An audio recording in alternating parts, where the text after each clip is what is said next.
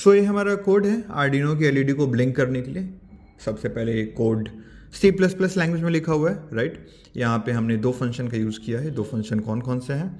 तो पहला फंक्शन है सेटअप। सेटअप क्या करेगा? ये हमारे आर्डिनो को बताएगा कि हमारा कोड का आउटपुट कहाँ पे जाएगा, या फिर अगर हम इनपुट ले रहे हैं तो इनपुट कहाँ से आएगा। तो यहाँ पे हम एक लाइन का कोड लिखने वाले हैं सेटअप फंक्शन के अंदर। हमने यहाँ पे एक और फंक्शन को कॉल किया है जिसका नाम है पिन मोड, और पिन मोड के अंदर हम दो पैरामीटर पास किए हैं। तो पहला कौन सा है? एलईडी बिल्ट इन, मतलब हम बता रहे हैं कि जो हमारे कोड का आउटपुट होगा वो जो आर्डिनो का बिल्ट इन एलईडी है यानी पिन 13 वहाँ पे जाएगा, राइट। फिर हमने दूसरा फंक्शन कॉल किया है जिसका नाम है लूप। अब लूप फंक्शन के अंदर जो भी कोड लिखा हुआ है मल्टीपल टाइम एग्जीक्यूट होता रहेगा। लूप का मतलब ही होता है बार बार घूमना। तो देखते हैं एक एक लाइन। हमारा एग्जीक्यूशन जब इस लाइन पे पहुंचेगा, लाइन नंबर 8, तो यहाँ पे एक फंक्शन कॉल हुआ डिजिटल राइट। ये क्या करेगा? हमारे एलईडी को ऑन कर देगा।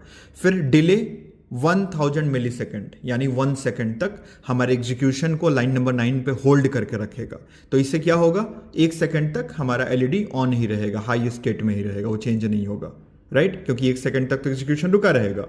1 सेकेंड बाद फिर से डिजिटल राइट कॉल हुआ, अब वो हमारे बिल्ट इन एलईडी को ऑफ कर देगा, राइट, लो। और फिर डिले कॉल हुआ। अब डिले क्या करेगा? एग्जीक्यूशन को 1 सेकंड यहाँ होल्ड करके रखेगा, यानी 1 सेकंड ऑफ स्टेट में ही रहेगा।